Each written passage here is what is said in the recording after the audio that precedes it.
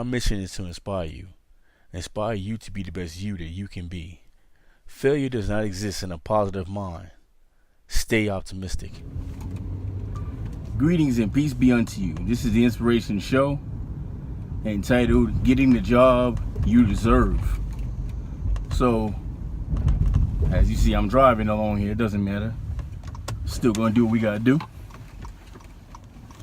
Even though I have a regular job, I also giving you this message is my other job.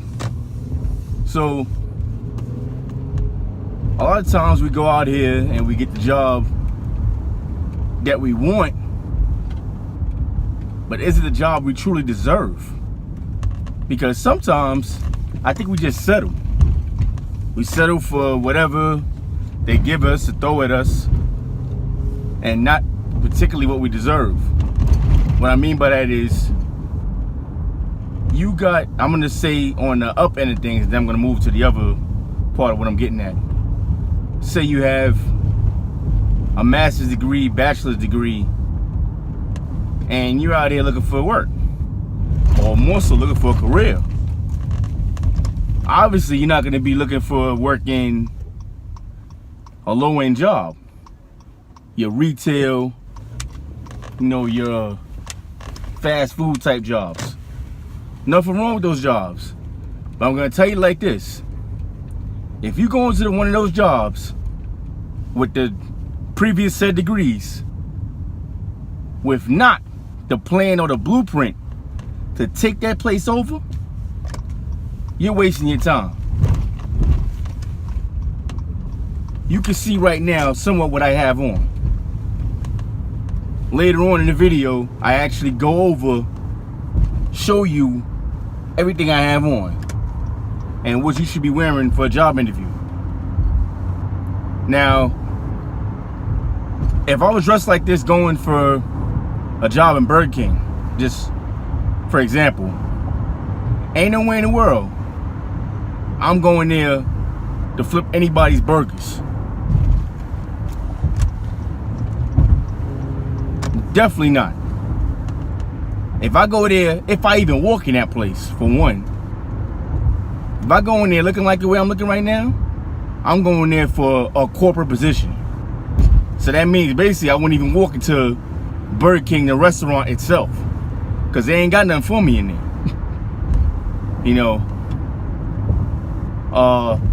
Same thing with retail.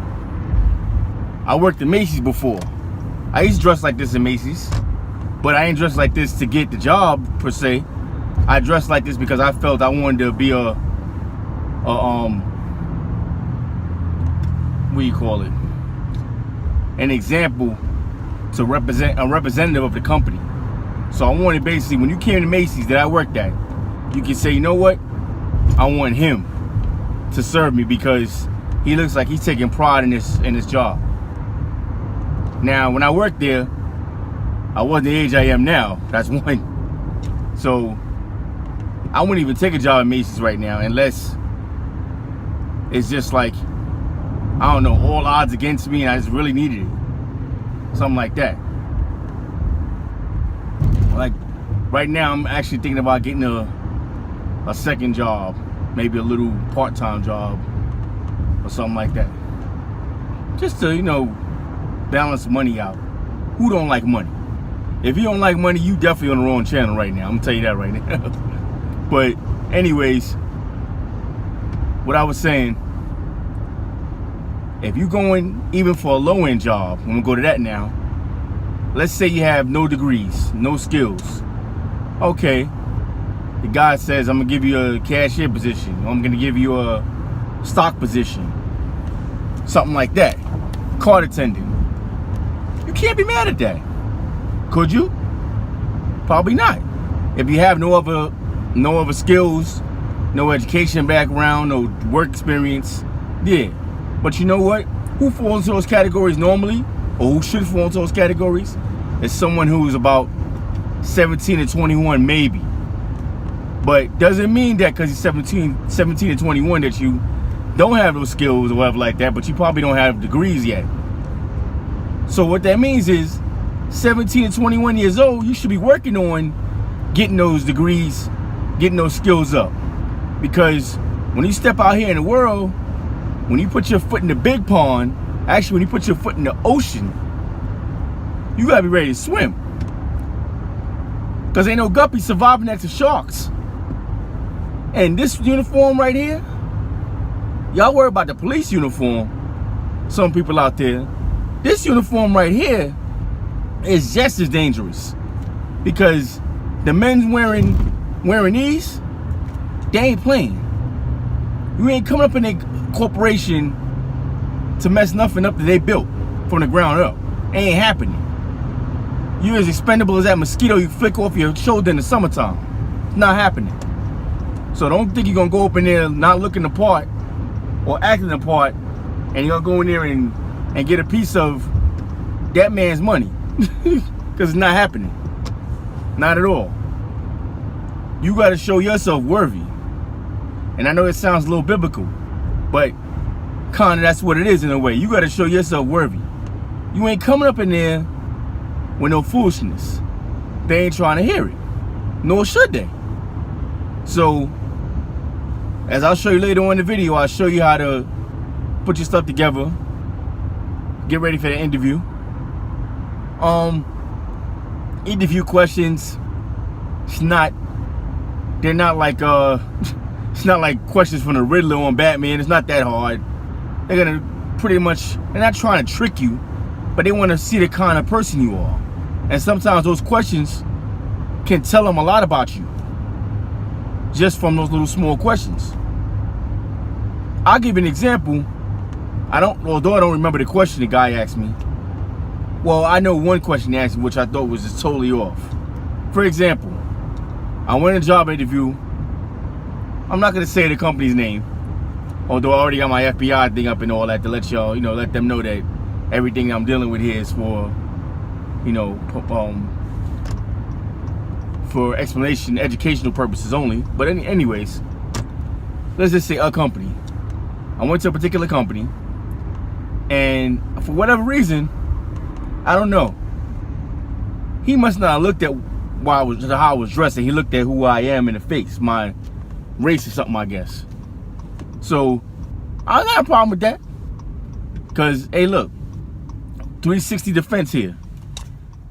I can hold it down for who I am as a person, my race, whatever, no problem. So I'm not worried about that. So the job I went for was actually nothing to do with what he was looking for.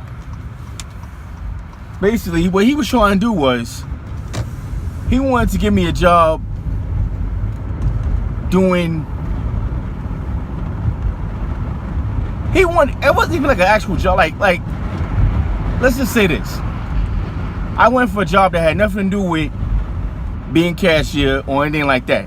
It was a retail position, but what the boss offered me was, well, not offered, what he asked me was, if I hand you a mop and a broom, would you tidy up around the store? Would you mop and sweep? Or if I told you to take a register, would you do that? Now, I'm a rider. I had no problem doing what I gotta do to support my team, my company, whatever. But if that's not what I got hired for, I'm sorry. You're not gonna have me do stuff extra like that if that's not what I was hired for. Because that's not position I actually went for. So he can't ask me to do that. No, he can't. And I have every right to not do that. So I told him, well, I don't know. I said, is that a part of the position that I'm applying for? And he says, no, it's not. Not on paper. Oh no, I don't do that. If it ain't on paper,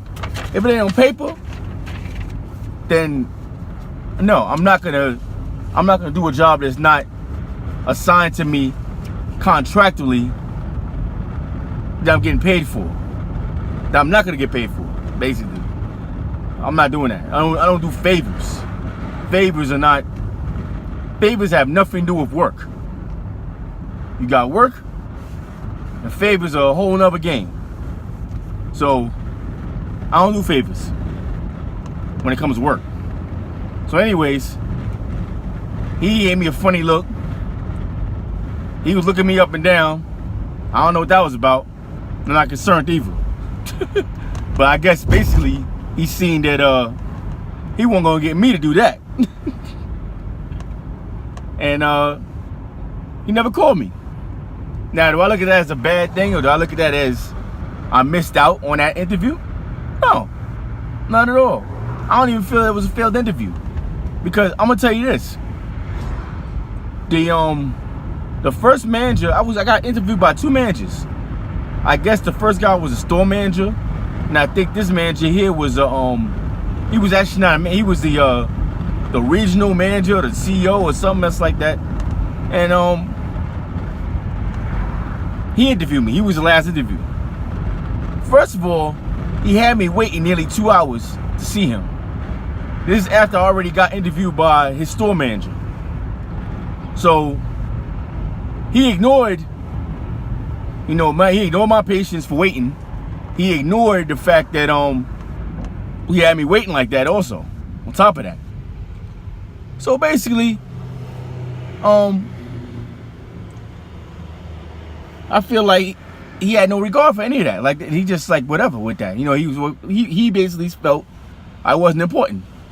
That's the way I look at that. And by him feeling that I wasn't important, I already had a bad view about the job itself already, just from that. So in my mind already, I was like, I'm not taking the job, even if I like this, if I like the position, if I like the manager that much, I'm not gonna take this job, because he already gave me bad energy, and definitely didn't respect me from the gate. So he never called me back. Like I said, I didn't care about him not calling me back. I was fine with that. Like whatever. I'm not concerned about that. His loss. That's why I look at that one. And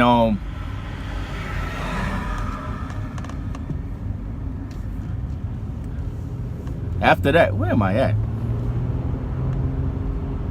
Maybe you turn over here. Easy to get lost around there. So, oh no, this is right here. Cuts off Spring Road.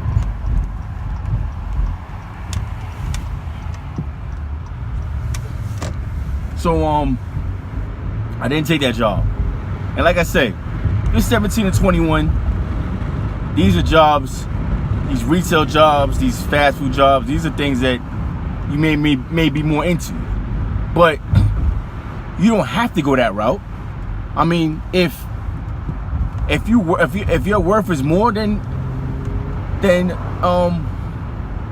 don't want to say, then you demand what you're worth.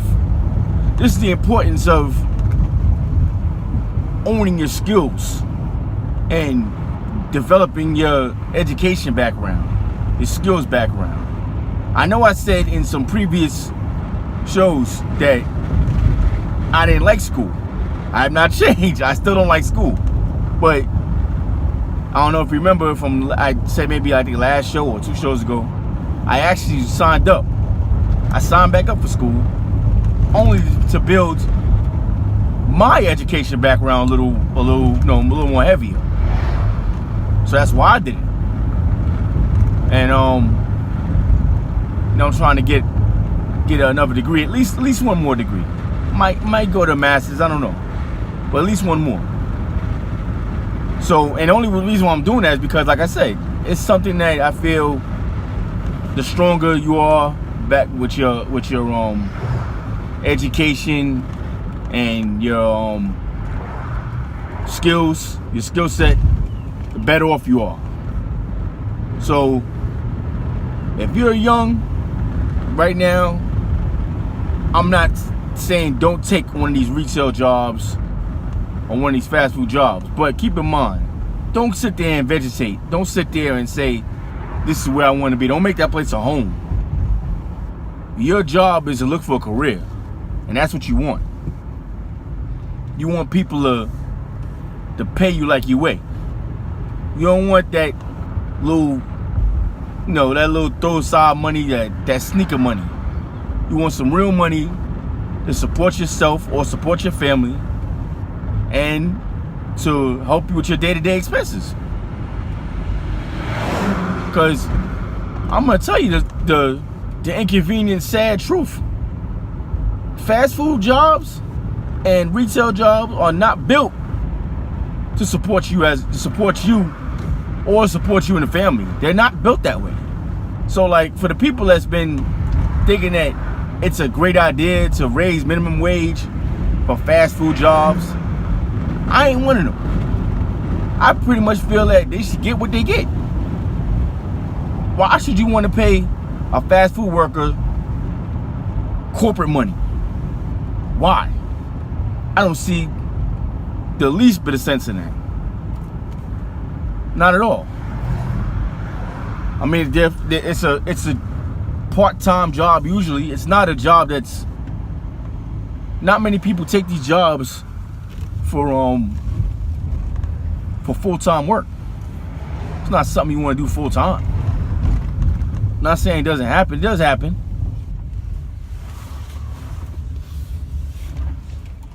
One second here.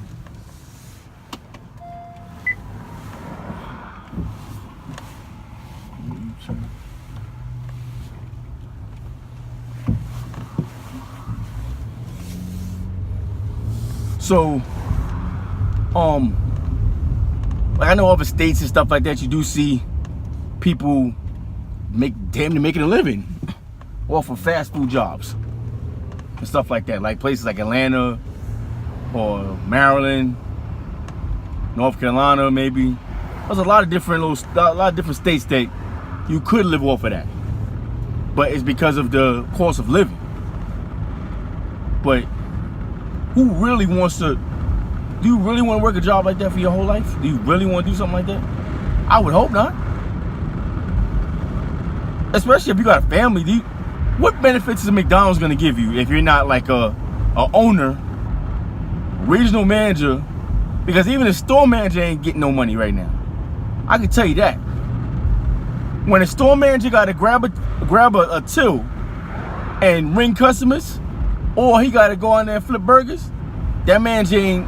Nah, that place ain't cracking nor popping. There's something wrong there in that equation. There's something tremendously wrong. Something ain't right. Now where am I going? I'm probably been off course from this place here. Spring Road. Well, I came off of Spring Road. I think that's what I did wrong. All right. So, anyways. I was saying I got a little story. Yeah, you're not trying to get these jobs and stay on those types of jobs. It's not a job that you want to stay at.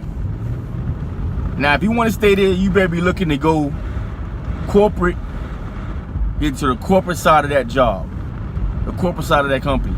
Obviously, McDonald's, how far can you really go in McDonald's?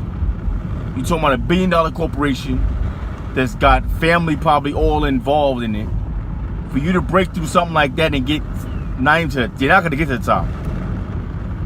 To get into a good piece of it, you're definitely going to have to do a whole lot of soul searching to find out what's going on, to get in there and, be able to crack anywhere inside of that. I don't see it. But, other than that, when you go on these job interviews, like I will say later on about, dressing the part, going in looking like you about to rob the bank, but like this. And I mean that. I mean that wholeheartedly. So, you go in any job interview, even if you go for McDonald's, with a hoodie on, t-shirt, pants hanging down, sneakers. Oh, you gonna get hired? I can put my money on you ain't getting hired. And if they do hire you, they ain't gonna respect you. And I mean, you wanna be respected. I don't care if your job is scraping the doo-doo off a daggone bottom of somebody's sneakers. They should still respect you. At least.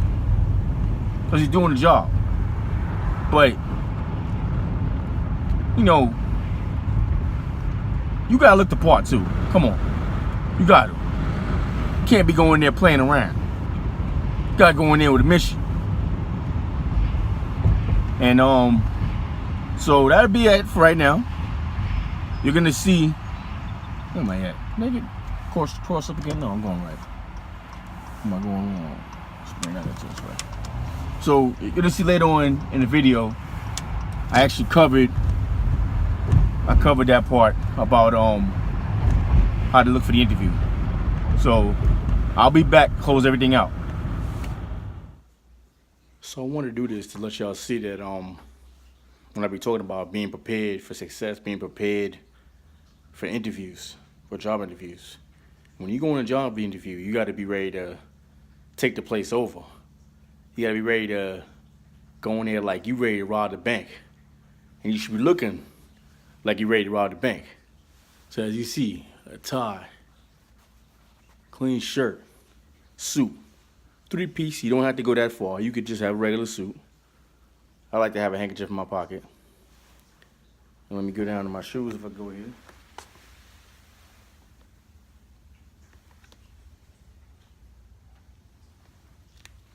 I'm not gonna really see them. I would just take them off, but hell, this is what I'll do here. Maybe I can turn the camera around. No, I can't. All right, hold on a second.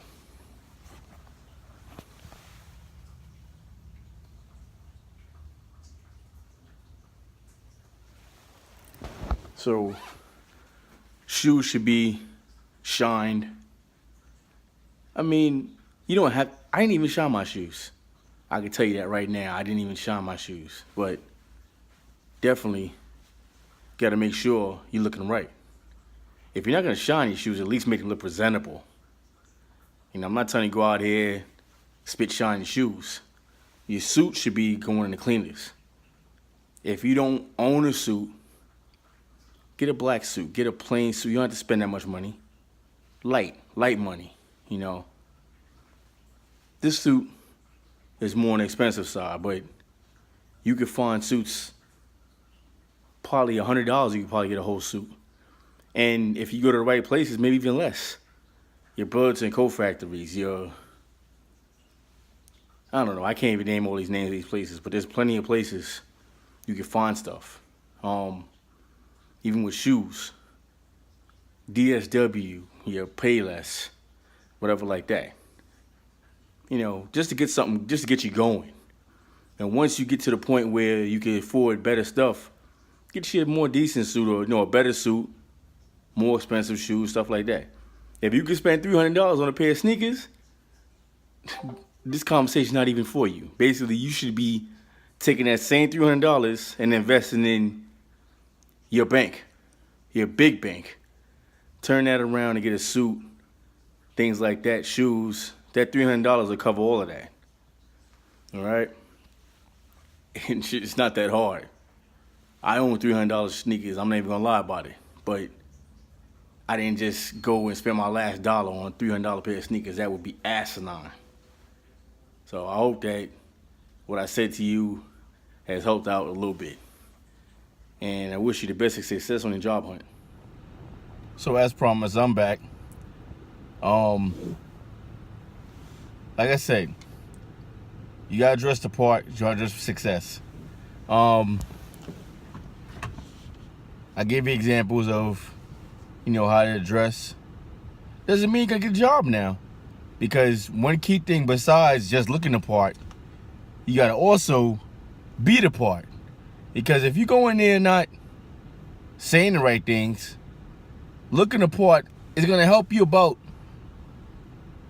95%, I would say. Is gonna help you just looking the part. So if you go in there and maybe stumble on some things and don't know certain things or whatever like that, don't have great answers to give the employer, you still make it higher. But keep in mind, I would say that one of the best things you could do, besides looking the part, is whatever company it is that you're applying for, that you want to get employed by, look them up. Google them. We Google for everything else. We know what's going on in the rap world. We know what's going on in the R&B world. We know what's going on in Hollywood. But this is your life. This is your career, your potential career. So Google the company. You ain't got to know by heart what's going on, but hey, you don't think you're gonna impress the employee by knowing just a few facts about their company? You'll blow their mind. People don't come in there like that. I guarantee people coming to the company not having a clue about the company in general, other than the potential six-figure salary they're chasing. So you go in there saying, listen, the CEO of the company is.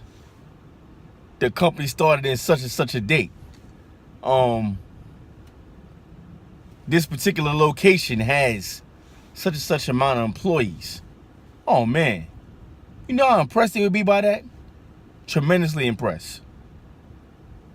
They're not gonna find many people that comes in there with that type of information. Almost no one. So put your best foot forward and get your little facts and cheat sheet together. So you're going in ready to take that place over, ready to rob the bank. That's what we doing. Going there to rob the bank. Got the guns out and letting them know, give all that money up. We ain't here playing. If you want to play and you ain't there to get the money, you ain't there to rob the bank, then go in there with your pants hanging down and your hat sideways and your ski mask, because you ain't ready. That's how you going in. But if you go in there dressed like how I am right now, or something like that, or they know what you in there for, you in there to rob the bank. And with that, that's all I got for now. Much success to you.